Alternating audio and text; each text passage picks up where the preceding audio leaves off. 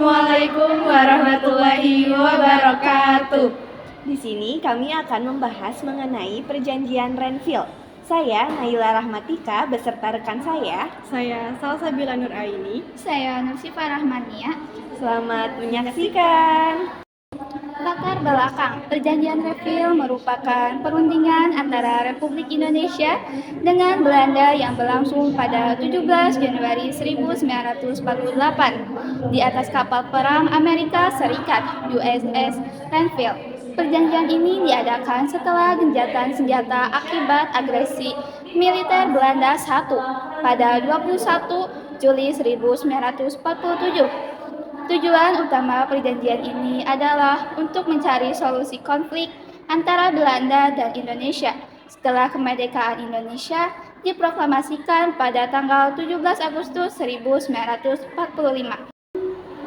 Adapun pihak-pihak yang terlibat dalam perjanjian ini, Indonesia diwakili oleh Amir Syarifuddin yang saat itu sebagai Perdana Menteri Indonesia.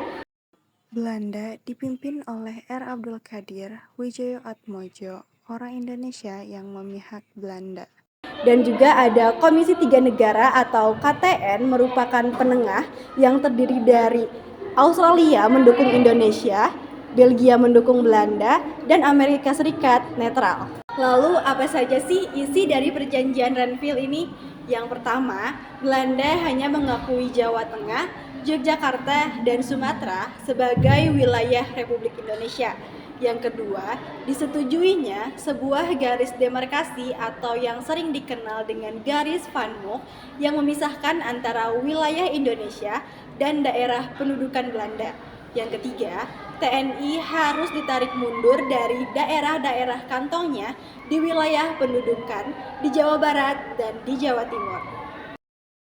Selanjutnya ada dampak dari perjanjian Renville. Yang pertama, kekecewaan di pihak Republik Indonesia. Wilayah Republik Indonesia semakin menyempit karena sebagian besar wilayah Jawa dan Sumatera jatuh ke tangan Belanda. Yang kedua, krisis pemerintahan. Perjanjian ini menyebabkan Amir Syarifuddin mengundurkan diri dari jabatannya sebagai Perdana Menteri Indonesia akibat protes dari pihak politik. Dan yang ketiga, persiapan untuk perundingan selanjutnya. Perjanjian Renville ini menjadi titik awal untuk perundingan selanjutnya seperti Rumroyen dan konferensi meja bundar yang berujung pada pengakuan kedaulatan Indonesia. Nah, jadi perjanjian Renville menjadi salah satu peristiwa penting dalam sejarah perjuangan Indonesia.